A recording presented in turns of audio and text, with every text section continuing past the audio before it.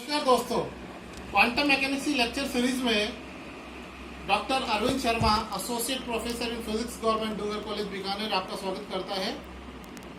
आज का BSc part 3 UG का यूनिट फर्स्ट का आखिरी टॉपिक इलेक्ट्रॉन इंटरफेरेंस एक्सपेरिमेंट।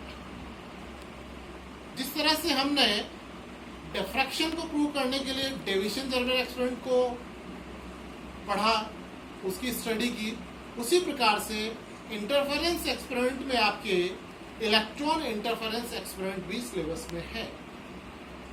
इसके पश्चात एक टॉपिक बचता है पोटेंशियल इन ए बॉक्स, जो कि अनसर्टेनिटी प्रिंसिपल से उसको प्रूव करना है। वो हम आगे की यूनिट में करेंगे, क्योंकि अभी आपने पोटेंशियल इन ए बॉक्स नहीं पढ़ा है। वो एक आखिरी टॉपिक आपके यूनिट फर्स्ट का बचता है। ये जो टॉपिक है, इसमें भी एक जो कंसेप्ट है वेव फंक्शन का, वो आप अगली यूनिट में पढ़ेंगे। यहाँ मैं थोड़ा सा आपको उसके बारे में एक्सप्लेन कर दूंगा। इलेक्ट्रॉन इंटरफेरेंस एक्सपेरिमेंट, ये जो प्रयोग है, ये फीनमैन का थॉट एक्सपेरिमेंट कहलाता है। फाइनमैन लेक्चर सीरीज बहुत ही वर्ल्ड में फेमस बुक लिखी गई है, जो 3 वॉल्यूम में है। जो फीनमैन ने लेक्चर्स दिए थे वो बुक फॉर्म में दिए गए हैं। आप यदि अपनी नॉलेज को अपग्रेड करना चाहते हैं, फिजिक्स में आगे बढ़ना चाहते हैं, फिजिक्स पढ़ना चाहते हैं, तो आप इसकी लेक्चर सीरीज को खरीद सकते हैं। 3 वॉल्यूम में ये आती है Feynman lecture series. Electron interference experiment अर्थात यदि आपके पास में इंसिडेंट इलेक्ट्रॉन बीम है, वो डबल स्लिट एक्सपेरिमेंट में यदि डबल स्लिट में से क्रॉस हो रही है, तो उसके पश्चात हमें पैटर्न कैसा मिलेगा और क्यों मिलेगा, हमें इसे स्टडी करना है। यहाँ सबसे पहले हम ये देखते हैं कि सपोज कर लीजिए, सबसे पहले हम थोड़ा सा एक्सपेरिमेंटल जो सेटअप बनाया हुआ है इसको मैं एक्सप्लेन कर देता हूँ। यहाँ आपके पास में कैथोड है, जहाँ से इलेक्ट्रॉन्स इमिट होते हैं, और यहाँ इसको गन फॉर्म में इलेक्ट्रॉन भी प्राप्त हो, इलेक्ट्रॉन पुंज जो है हमें यहाँ प्राप्त हो रहा है। ये मेटेलिक ग्राउंड प्लेट है, जिसमें 2 स्लिट्स बनाई हुई, S1 और S2 डबल स्लिट एक्सपेरिमेंट। इसके पश्चात एक बैकअप स्टॉप दिया गया है वाल के ऊपर। इसके ऊपर मूवेबल डिटेक्टर लगा हुआ है। जो D है, यहाँ जो D है, ये मूवेबल डिटेक्टर है, और मूवेबल डिटेक्टर जो आपके पास में इलेक्ट्रॉन्स आ रहे हैं उनकी इंटेंसिटी के मेजरमेंट के लिए इसे लगाया है। ये डिटेक्ट करता है number of electrons per unit time per unit solid angle.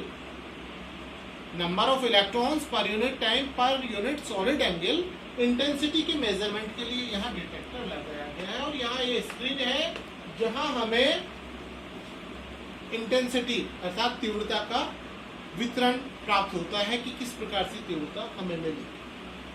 पहले पार्ट में यदि हम इलेक्ट्रॉन को एज ए पार्टिकल, हम ये माने कि आपतित जो इलेक्ट्रॉन है वो सिर्फ कण की तरह बिहेव करता है, और सपोज कर लीजिए कि S2 स्लिट तो क्लोज है और सिर्फ S1 स्लिट खुली है, तो हमें I1 इंटेंसिटी पैटर्न मिलेगा। क्योंकि ये बंद है तो यहाँ से हमें कोई पैटर्न नहीं मिलेगा, I1 पैटर्न हमें मिलेगा। सेकंड में यदि हम S1 को क्लोज कर देते हैं और S2 खुला रहता तो हमें I2 पैटर्न मिलेगा। अर्थात I1 और I2 हमें सेपरेट पैटर्न्स मिलते हैं यदि हमने आपतित जो इलेक्ट्रॉन है उसको एज ए पार्टिकल यदि माना है, अर्थात I बराबर I1 प्लस I2। यदि हम इलेक्ट्रॉन को कण के रूप में मानते हैं तो हमारे पास में जो तीव्रता का वितरण है वो I बराबर I1 प्लस I2 प्राप्त होता है, और इस तरह का वितरण हमें। दूसरी स्थिति में यदि हम इसे इलेक्ट्रॉन एज ए वेव लें, इलेक्ट्रॉन एज ए वेव, आपतित जो इलेक्ट्रॉन है वो तरंग की तरह बिहेव करता है, तो हमें दोनों स्लिट से जो सुपरपोजिशन से जो पैटर्न मिलेगा वो मिलता है जिस तरह का हमारे पास में इंटरफेरेंस में मैक्सिमा मिनिमा डबल स्लिट में जैसे आपको मिलते हैं, मैक्सिमा मिनिमा, इस प्रकार का जो इंटरफेरेंस पैटर्न है, व्यतिकरण का जो पैटर्न है, वो आपको यहाँ मिलता है यदि हम इलेक्ट्रॉन एज ए वेव लेते हैं। अब ये तो चीजें हमने एक्सपेरिमेंट में जो रिजल्ट्स आए उसको डिस्कस करें। एक्सपेरिमेंट का जो सेटअप कैसा है, उसके रिजल्ट्स दो तरह से, एज ए पार्टिकल अगर इलेक्ट्रॉन ले, एज ए वेव ले, तो इस तरह का पैटर्न मिलता है। मैथमेटिकली भी इसे हम देख सकते हैं कि यहाँ पर हमारे पास में P, यहाँ पर आगे हम देखेंगे अगले चैप्टर में, P फॉर प्रोबेबिलिटी डिस्ट्रीब्यूशन के लिए आता है। यहाँ साई जो होता है, साई यहाँ वेव फंक्शन होता है, Sai RT complex wave function. इसे प्रोबेबिलिटी एम्पलीट्यूड भी कहा जाता है, प्रोबेबिलिटी एम्पलीट्यूड, प्रायिकता आयाम। प्रायिकता आयाम का मतलब क्या होता है, जैसे कण के साथ में हमने तरंग मानी है, वेव मानी है, तो कण के पाए जाने की प्रायिकता पे निर्भर करता है ये कि कण स्पेस में कहाँ पाया जाता है, और जहाँ सबसे अधिक पाए जाने की संभावना होती है वहाँ उसका मान सबसे अधिक होता है, जहाँ सबसे कम पाए जाने की संभावना होती है वहाँ इसका मान सबसे कम होता है। इसे हम अगले चैप्टर में डिटेल में पढ़ेंगे। इसी प्रकार से जो P होता है, P यहाँ पर आता है साई RT,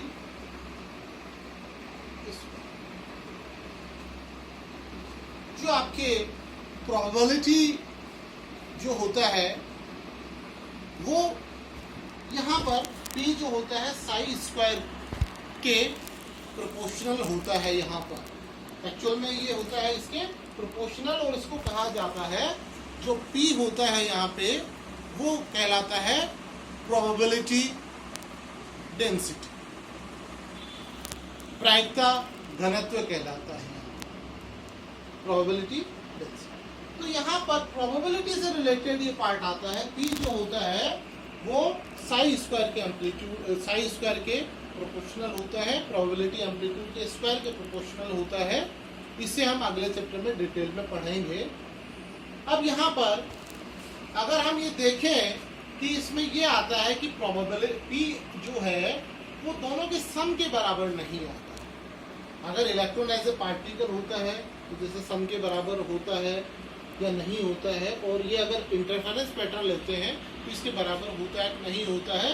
तो यहाँ पर चूंकि हमने प्रोबेबिलिटी पार्टिकल के पाए जाने की प्रायिकता से है, तो इस वाले पार्ट को हम एक्सप्लेन करेंगे कि ये यहाँ इसके बराबर क्यों नहीं आता है। एज ए वेव अगर हम ले, तो जैसे हमने देखा था वेव नेचर में जो एम्पलीट्यूड होता है वो y बराबर y1 प्लस y2 दोनों के सम के बराबर होता है।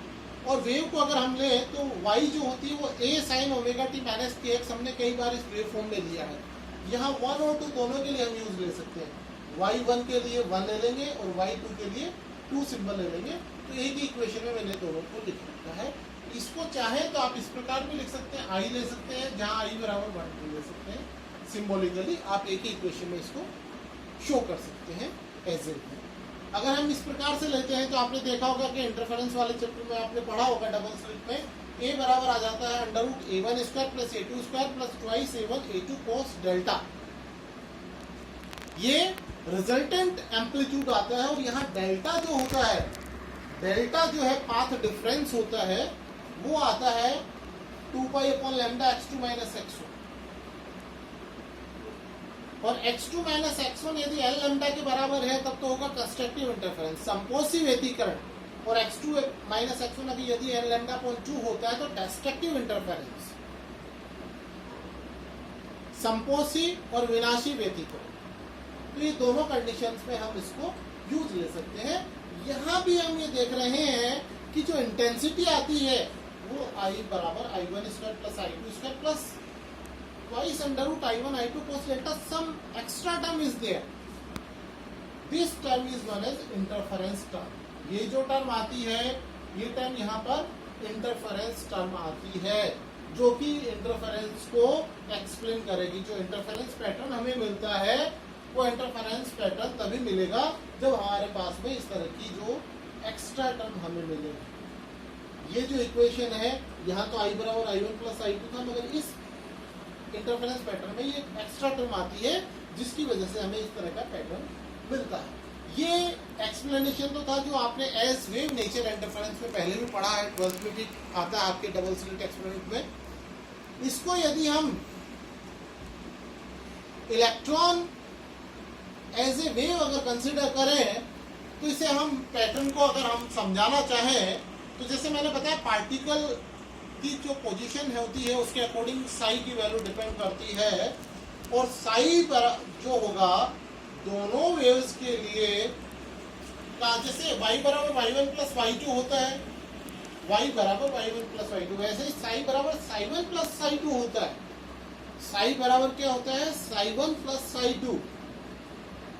अर्थात यदि p हमारे पास में साई स्क्वायर है, p1 साई1 स्क्वायर है, p2 साई2 स्क्वायर है, तो आपके पास में जो टोटल p है वो साई का स्क्वायर है जो कि साई साई1 प्लस साई2 के बराबर है। अर्थात साई1 प्लस साई2 का जब हम स्क्वायर करते हैं तो यहाँ पे psi one square plus psi two square तो टर्म आ गई, इसके पश्चात ये एक्स्ट्रा टर्म आ गई psi one star psi two plus psi one psi two star. This is known as interference star. यहाँ इसकी वजह से हमें पैटर्न जो है ये मिलता है और इसको यहाँ इस प्रकार से समझाया जा सकता है। ये एक्सपेरिमेंट जो था ये फिल्मेन का थॉट एक्सपेरिमेंट था कि किस तरह से हम इलेक्ट्रॉन इंटरफेरेंस पैटर्न को समझाते हैं, और इस पैटर्न में जब हमने इसको वेव नेचर लेते हुए इसकी जो वेवलेंथ लैम्डा लेते हुए इसे समझाया है, ये एक्सपेरिमेंट द ब्रोगली हाइपोथेसिस का भी एक स्ट्रॉन्ग एक्सपेरिमेंटल एविडेंस है। द ब्रोगली हाइपोथेसिस को प्रायोगिक रूप से प्रमाणित करने का एक स्ट्रॉन्ग एक्सपेरिमेंटल एविडेंस भी ये है। धन्यवाद दोस्तों, फिर मिलेंगे अगले लेक्चर में। धन्यवाद।